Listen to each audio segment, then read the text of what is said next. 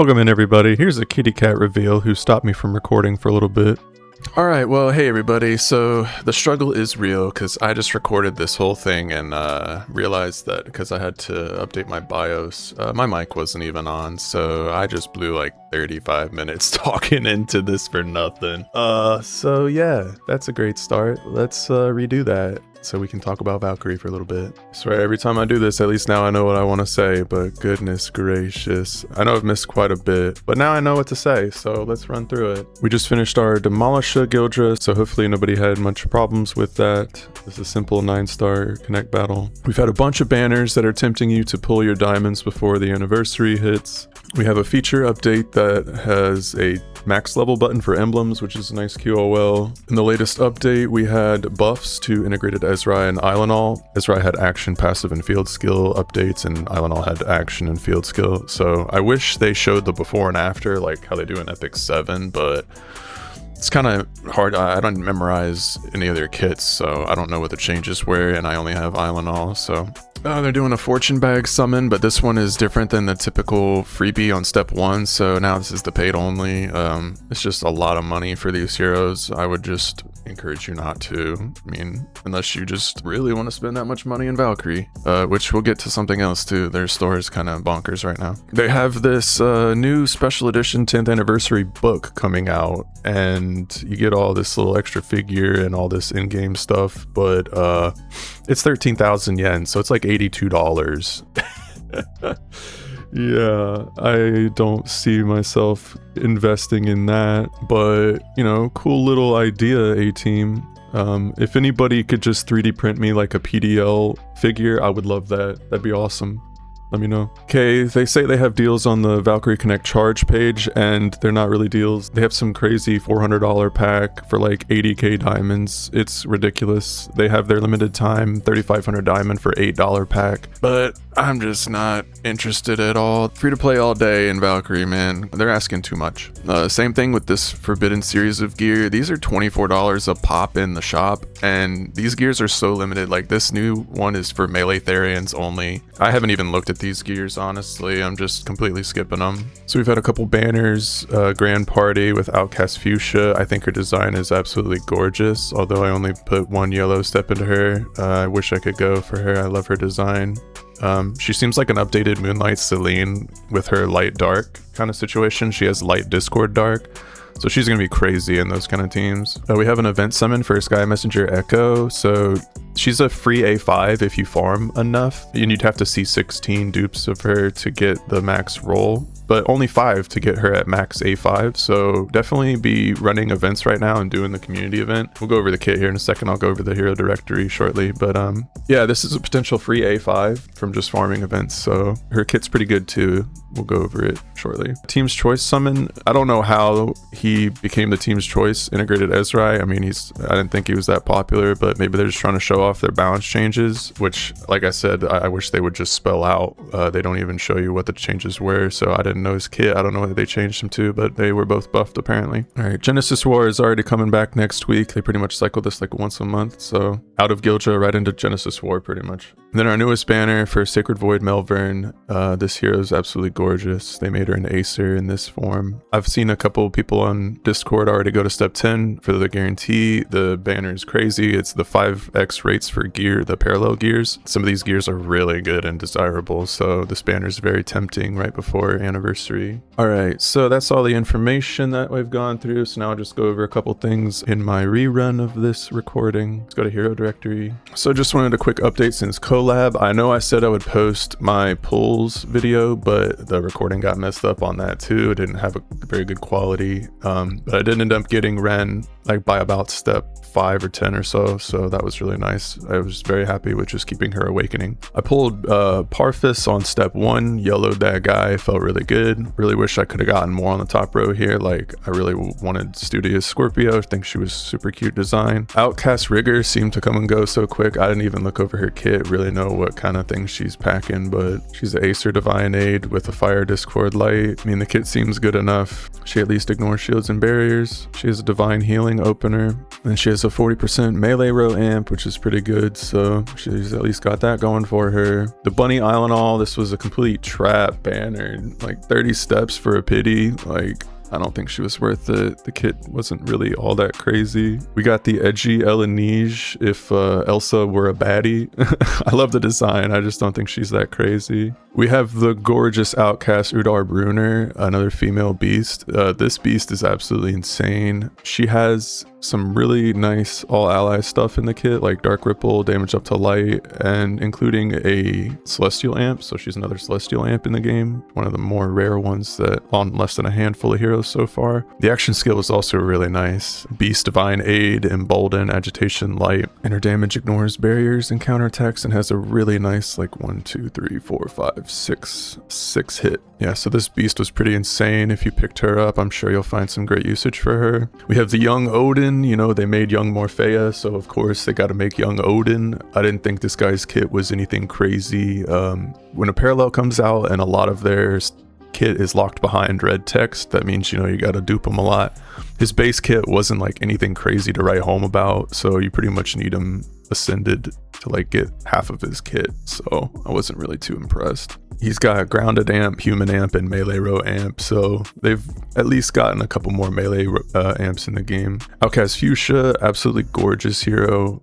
Wish I could have pulled for her. Her kit is pretty bonkers. The All Allies got the Light Reverb, Light Discord Dark, Agitation Physical, so very reminiscent of Moonlight Celine, so probably just a way stronger Moonlight Celine at this point. And then Melee Therian to deal light damage. They probably want you to buy that Forbidden Spear for her. I actually think it's her spear that is used there. So only thing is her damage, it doesn't mitigate anything, but she's got crazy element shreds. And then her passives includes a very strong 40% male amp and Jotun and airborne amps. So another way to get male amps, so pretty strong there. Then we have our free A5 as long as you farm. Sky Messenger Echo, super cute. So yeah, you can get all the A5 here, so you'll be able to use the full kit if you just farm and pull her enough. Pretty good. Doesn't ignore barrier, but will be helpful in light teams. Got some good shreds in there. All ally light ripple at A2, and she's also a free melee row amp, so do not miss farming her. I encourage, if you've been taking a break or you've been slacking in Valkyrie a little bit, at least come back and do this community event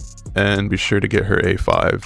You don't want to miss free A5s, they're usually pretty good. And finally, Sacred Void Melvern, a absolutely gorgeous hero. So she is an Acer in this iteration. And that being said, she now joins the list of heroes that Ateam has made a variant of every element. She's one of their poster girls. We got Dark Regular Melvern, Fire Collector, Water Titan Attacking, Earth Viridian, and now Light Sacred Void. So congratulations, Melvern, you have an alternate of every element. Her kit's pretty nice. The Ascension condition is buff removal. All ally boon has quite a bit locked behind Ascension, but base is honestly pretty strong. Light element wall, so boon, quick, master, shadow clone, light element wall, skill gauge conversion barrier, light element resist up, skill gauge down null, SAR 70, and grace at base, which is pretty good for the all ally component. She's got a triple hit that ignores everything but barrier, but still has good skill gauge debuffs, skill gauge down enemies. Really strong action skill here. You only get some extra CC at A2 and A5. Most of the Ascension stuff comes in the all ally component of the action skill. And at least when you pull one copy, you can choose between Blessing or Resolute, which is pretty crazy. So even one pull, you get an all ally Blessing or Resolute. So pretty strong. Usable at A1. The passives, we got Holy Spirit, pretty good. Skill gauge down null 15 turns. Thunder Chain immunity. We have Curse Stigma, pretty typical, but the Dark Rejection for light element heroes is amazing. So she's going to be crazy to fight dark bosses with a light team. And she's got damage up to dark element enemies and human amp because she's an Acer. So her kit's pretty bonkers. I like her. I wish I would pull for her, but I got to hold diamonds for anniversary, you know what I'm saying? So like I mentioned, be sure you're doing the community event here, give the gifts. At least they changed it so you can give 1,000 bouquets at once. That's much less button clicking, a nice little QOL there. Try not to miss out. Our third illustration panel is Astrea. When I first recorded, it popped up with a new thing in the gallery, but now it's going to show a question mark here. But this new one is Astrea, so it's pretty cute. But you obviously know which one your boy likes. Cutie bunny girl. I mean, come on, who doesn't? Alright, so we had the second Circle of Rivalry group come out. If anybody's been struggling with these fights, I could make a separate video just to go over them a little bit more specifically. I know early and mid-game accounts may struggle with them because they do have some difficult CC, but if you're a later game player with some developed gear and heroes, you're not going to have much problem with these. I think all the 7 so far, I've just been able to slam auto gear and auto it in a minute. So we have the Hopes of the Decaying Kingdom, the Sigurd ECB. This one's not too crazy. I've just been slapping it with a typical meta comp with regular lift for male amp. I mean, A4 Lofen kind of trivializes most of the game, so that on top of an A2 PDL for the dark damage up, it's kind of crazy. We have the World Raid, which we'll get into, and then we have our new Connect battle here I haven't checked out. We got a 10-star one. So it looks like we need to consume, I wish they would show the little, you got to collect the little envelopes here to challenge this one. But we will be rolling for an extra chance at the high runes and a countdown box, which it's not that much. I mean, honestly, the 10 high boost is probably the most valuable thing there. And then the gear that we have here is her SP. So ideally you just farm 2 of these and you can 5-star one. No reason to farm more than that. But this is a crazy SP. A double hit that targets 3 each that ignores everything and light shreds on both hits. All ally emboldened Shadowclone Master light res skill gauge. This is a crazy gear. Definitely farm this chick to A5 with summons and get 2 copies of this to 5-star. That'll be her equipment 1 like all the time. Before jumping into World Raid, let's go back over and go over the event exchange. All right, so a lot of people are wondering how to spend their anniversary coins, and it's kind of hard to tell how much we're gonna get at the end of it. But what I've just been focusing on getting the hero vouchers, and then so far between the back-to-back community events and the banners where you get 1 coin on certain steps, I haven't had much trouble getting the chalice, the high boost, and the featured gear voucher every month as well. As far as the gear vouchers, this set of gear is very strong. I will just keep it short and sweet this time. There's a lot of really good gears in here, so ideally you get all 3 pieces. There's only 2 accessories, the Pandora and Geometric Galaxias. I use the Geometric all the time. It's just so easy to slot in. It's really good filler, giving good skill gauge and shreds and stuff. I don't have a Pandora yet, but it's kind of the same thing, just for grounded amp. Really good usage. So I recommend picking one of them up at least. All the gears have usage and all are pretty good. I would say the weakest of the gears is the Heavenly Bell and Tarf Star. Those are probably the 2 you could skip. The 3 strongest gears that I would say is pick a Star Sword. If you don't have one of these, you need one. This gear is crazy. 3 ally skill gauge, it's nothing to scoff at. Pollux is like the number 2 for me here. Melee humans can use it. It's a double hit that ignores barriers and counterattacks. This is like Heroic Wanderer Reneka gear written all over it. And then the 3rd strongest gear is probably the regular Star Bow. This thing is just so good in PvP still, and the fire shreds are nice on an equipment. So that'd be my top 3. Also focus on just keeping these at 4-star. Definitely don't reforge to 5-star unless you have a bunch of spare copies. The gears are just so strong, you can use them at 4-star. Just it's better to have quantity over quality for these, I would say. The March gear voucher,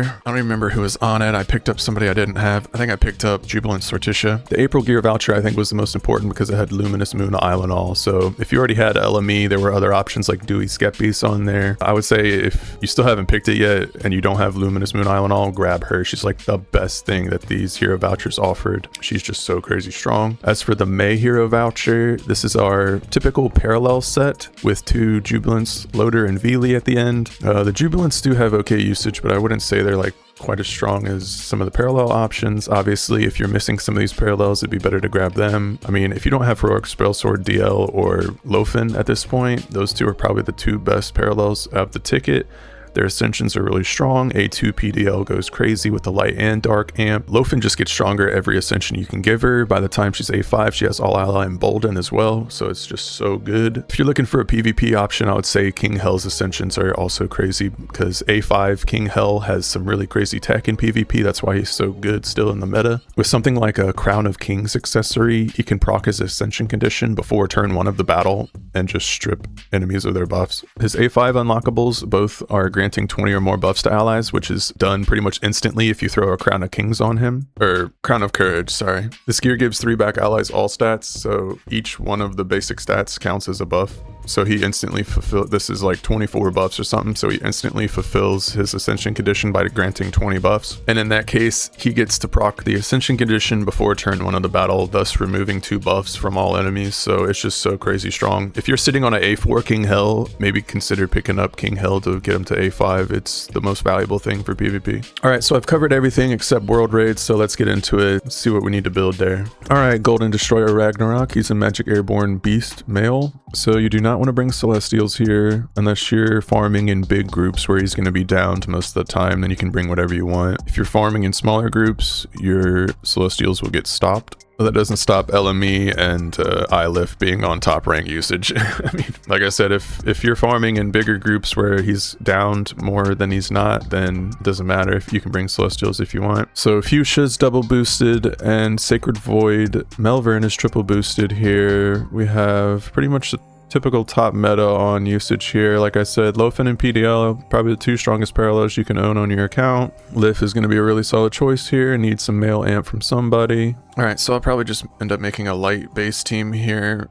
Just cover a Magic Row amp. So we got Lif for male amp. We need a Magic Row amp, and we could cover Melee Row from Luminous Moon Islandall. I don't have her Omega'd, which may be worth doing right away. So we can try to cover that. Let's see what the Melee Row amp coverage is at base. Or I keep saying Melee Row. All right, so Luminous Moon Islandall grants a 30% Magic Row amp to all allies and 40 to herself at base, so that's really good. He is not any element enemy, so we can't abuse element stuff here. Okay, so we have male and melee covered now. We just need to cover airborne and beast, so we can bring 30% on P-Rove here, and we need beast coverage, which we can get from Parfait. So that's a super strong light comp right there. You can throw Asgard on here, and then we need a 5th, so probably Lofen for some damage. It's probably going to be my best light damage team here. Probably still need to invest the Omega into LME to hopefully not have her be stopped half the time. At least she's there for 30% damage increase for Lofen though. So I'll probably work with this for now, and hopefully the run goes pretty well. But since I've had to double record this one, I'm not gonna team build right now, but I'll check in later with that. So thank you all so much for joining me today. Hopefully you haven't been burnt out like I kind of have with Valkyrie. These back-to-back community events are a blessing and a curse. This has been a long road to the 10th anniversary, but we will be there in June. So let's get through May. Let's get back in here and farm our Echo, get the free A5. And until next time, everybody, foots out. Cheers.